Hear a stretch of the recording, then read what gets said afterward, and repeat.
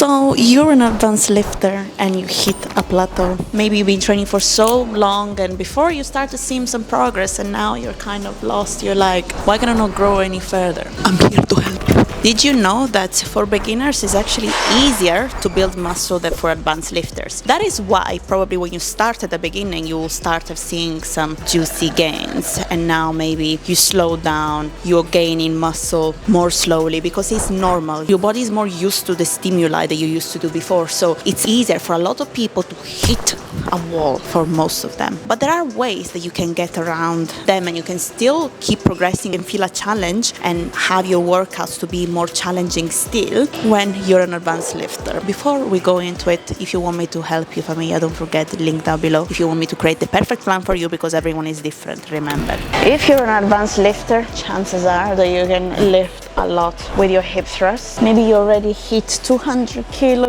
you're doing 3-4 plates at a side, whatever. I'm not gonna do it just because this is a demonstration, of course, there is no need. And also, once you start hitting those sorts of numbers, it will be hard to keep adding more and more weight because you're already lifting so heavy, right? So what can we do at this point to spice up our sessions more? Particularly this.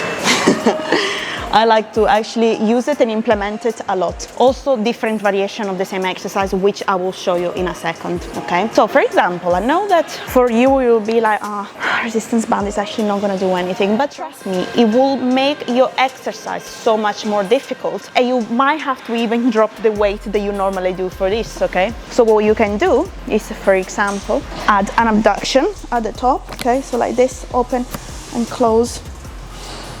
This will help us well with feeling the exercise even more in your glutes, because as we start going heavier, have you noticed that when you start going heavier with the weight, you'll feel it less in your glutes? That's normal because obviously you're going heavier with the exercise, so your legs will want to come and help you and join you and say, well, actually she's struggling so much, look how much weight she's putting, let me actually help her as well. You don't want that, maybe some people don't want that, but adding things like a band and abductions will basically re-engage your glutes more.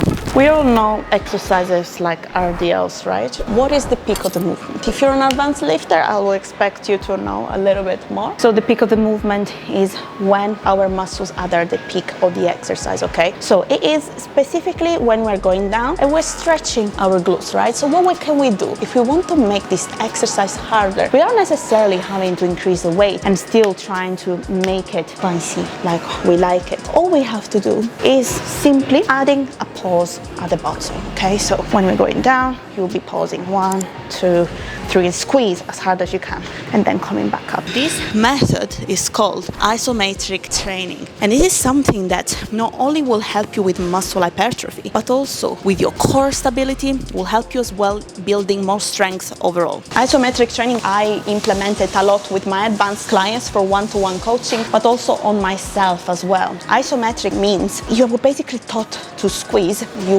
There was a trend, right, when you were squatting, for example, to squeeze at the top, right?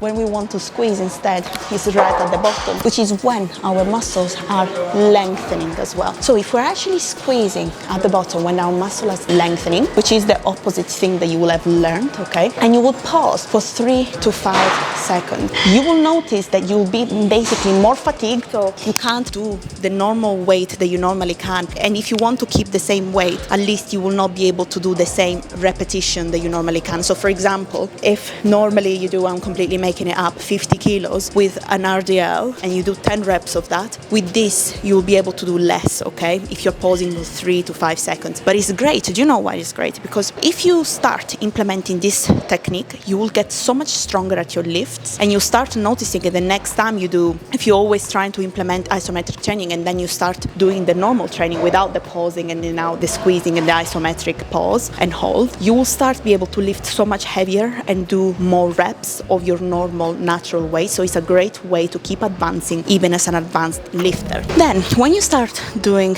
accessory exercises or even other exercises as well, there's other ways to spice it up. So I like to add things like partials, pulses, play with my tempo, and I'll give you a specific demonstration, for example, of what I like to do. And this is one of the combo there as well that I put to my advanced online coaching clients as well. So we'll be starting with band here. The band is for what we're gonna do after. We're just basically putting it here early. So what we're gonna be doing is I have here a heavy at 20 kilos and a 10 kilos plate. Okay, so I have a heavy weight and then I'll be doing a drop set. And with this specific exercise, what I will do, I'll start doing 10 reps, full range of motion, okay, glute bias, leg extension, really squeezing. I'll be doing 10 of these, and then without resting, I'll be grabbing this straight away and doing 10 partials, okay?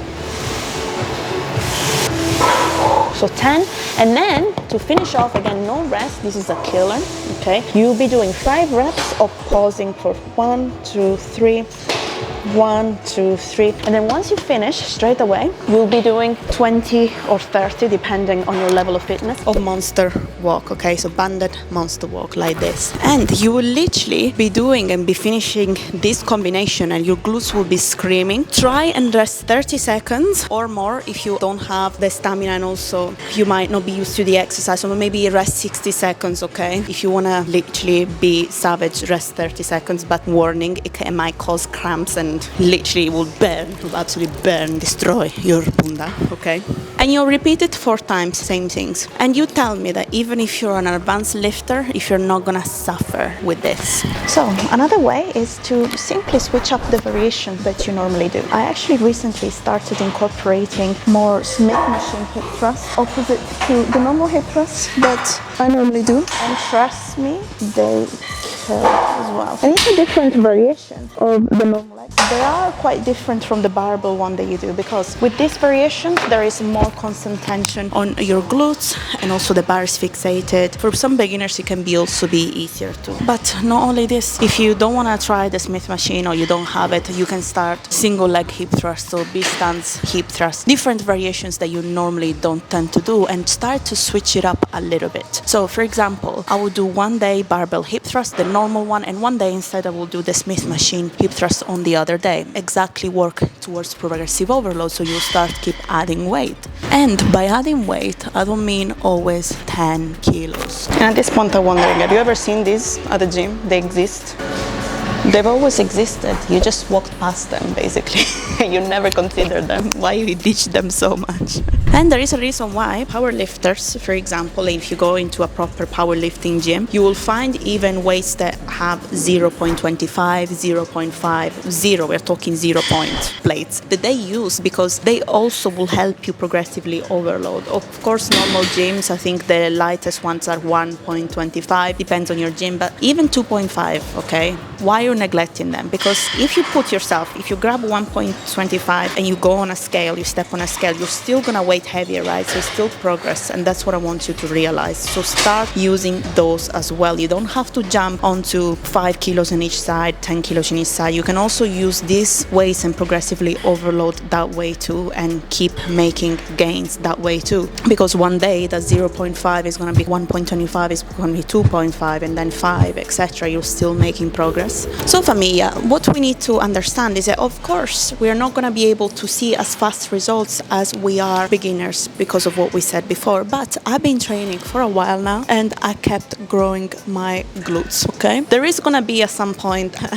a stopping point, otherwise where we're going to grow our glutes to the wall is impossible, right? So there is going to be a sort of maximum amount, also depending on your genetics, etc. But there are also ways to push harder and to keep challenging yourself at the gym as well, like we've seen. So if you want me to train you, and first of all, you need to test yourself and see whether you can actually break those walls. You might have maybe reached your biggest potentials, who knows, or maybe not. I have trained a lot of people that hit plateaus and that kept on growing with my program personally. So it depends on the individual, and also sometimes you will think that you are already training well when actually you're not. So getting, for example, a coach will be able to push you even further to a further point. And if you want me to do that, as always, for me, link in the description below. Anyway, I hope you enjoyed the video. Don't forget to like and subscribe, and see you next time with another video.